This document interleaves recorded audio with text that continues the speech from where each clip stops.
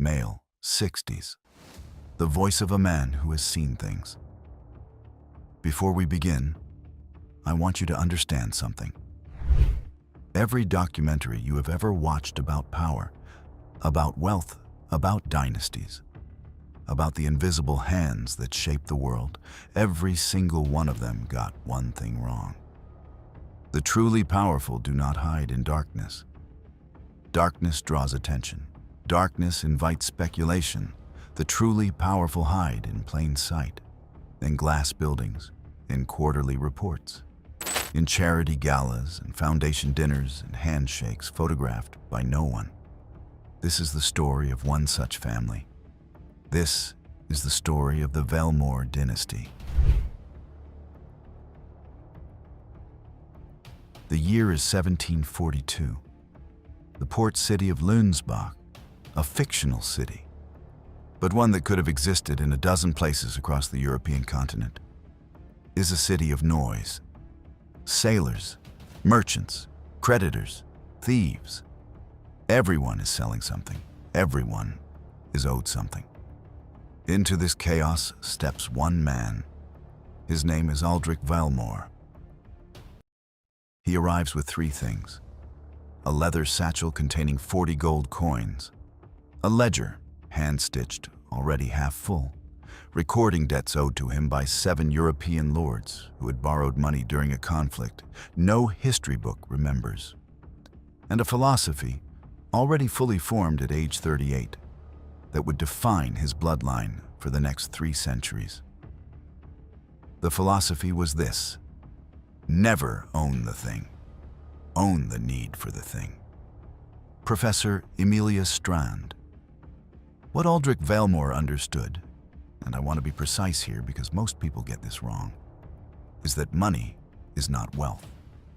Money is a measurement of wealth, like a thermometer is not temperature. What he sought, what he built, was something beneath money, something that money itself depended on. He didn't want to be the richest man in the room. He wanted to be the man without whom the room could not function.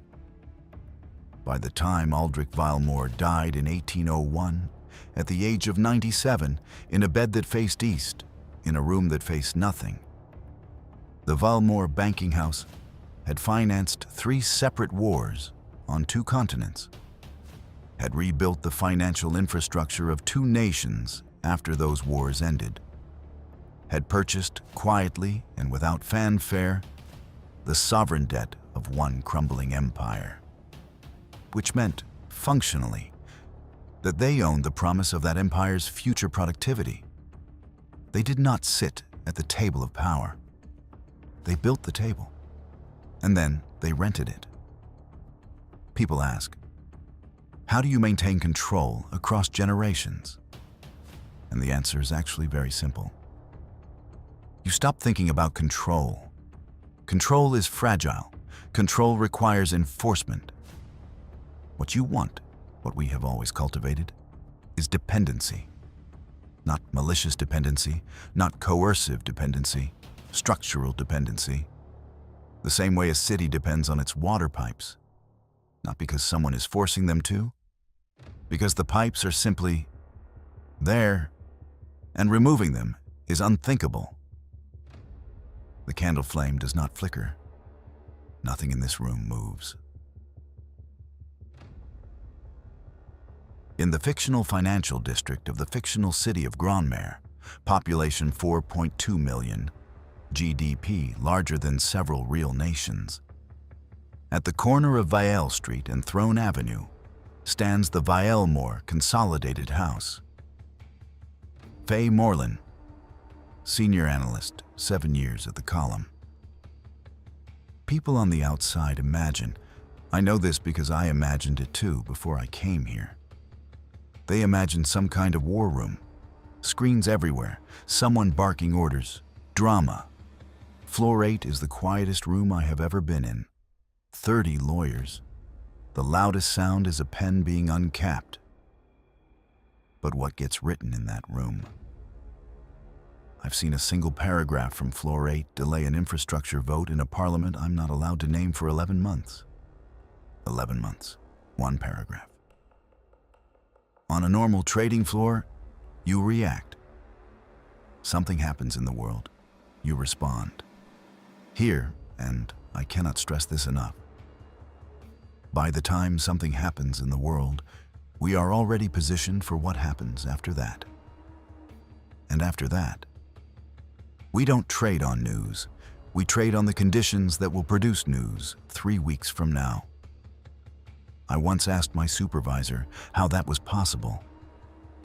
He looked at me for a long time and then said, "Faye, we own some of the sources." Floor 33 has existed in some form since 1803.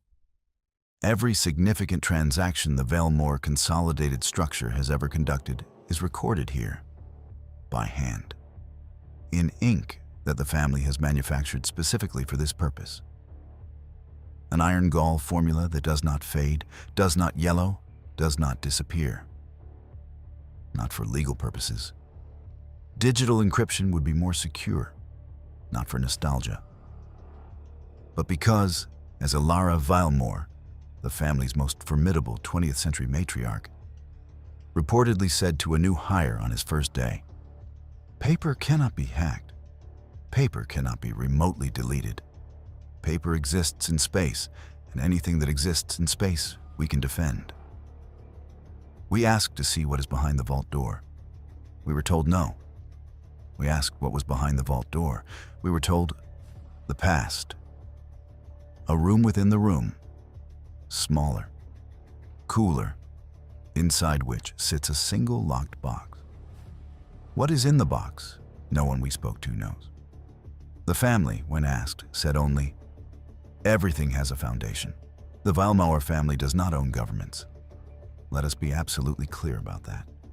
That is the myth, the lurid, attractive, cinematic myth, and it is wrong. What they own is something governments cannot function without. Infrastructure. Through 317 holding companies, funds, subsidiary structures, and charitable trusts, none of which bear the Valmore name, the family has financial exposure to 12 major international ports, 43% of the subsea cable infrastructure carrying internet traffic across the Atlantic, municipal water systems serving an aggregate population of 60 million people, 3 of the 7 largest commodity trading platforms in the world, and 11 central banks, not as owners, as creditors. When asked about this, Caspar Valmore, the youngest family member to ever speak publicly, and the only one to do so in living memory, chose his words with the precision of a man who has been trained since childhood to say exactly as much as intended, and not a syllable more. People construct a narrative. They need a narrative. Human beings are narrative creatures. This is not a criticism. It is simply true. And the narrative they construct about families like ours is one of control, of scheming, of a room somewhere with a map and pins and strings connecting them. We are roads. Roads that charge a toll? Thomas Hare. I spent 4 years of my life, trying to trace a single wire transfer. One payment.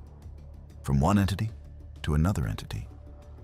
For a purpose I had reason to believe was connected to a parliamentary outcome in a country I cannot name. I followed that payment through a bank in Luxembourg, into a trust in Liechtenstein, through a foundation in Geneva, across into a holding company in the Cayman Islands, back into Europe through a Dutch subsidiary, into a real estate vehicle in Singapore, and finally, into a consultancy firm in London that turned out to be a single-person operation operating from a serviced office in Mayfair. I found the destination. After 4 years, I still, to this day, do not know with certainty what it paid for. But I stopped sleeping well after that. I'll tell you that for free. Elara Valmore, archival, subtitled from what appears to be German, but is a fictional language rendered to sound like it. I want to speak plainly, because we are among ourselves, and plainness is a luxury we rarely permit. Power is maintained by becoming indispensable, not threatening, not dominant, indispensable. The tree does not threaten the forest. The tree simply grows until the forest cannot imagine itself without it. We are not in the business of dominance. We are in the business of becoming structurally unremovable. And yet here I am, talking to you. Why did you agree to this? Because every few generations, a family like ours needs to release a small amount of pressure, like a valve. Not enough to reveal anything, enough to remind the world that we exist voluntarily in the shadows, not because we are hiding.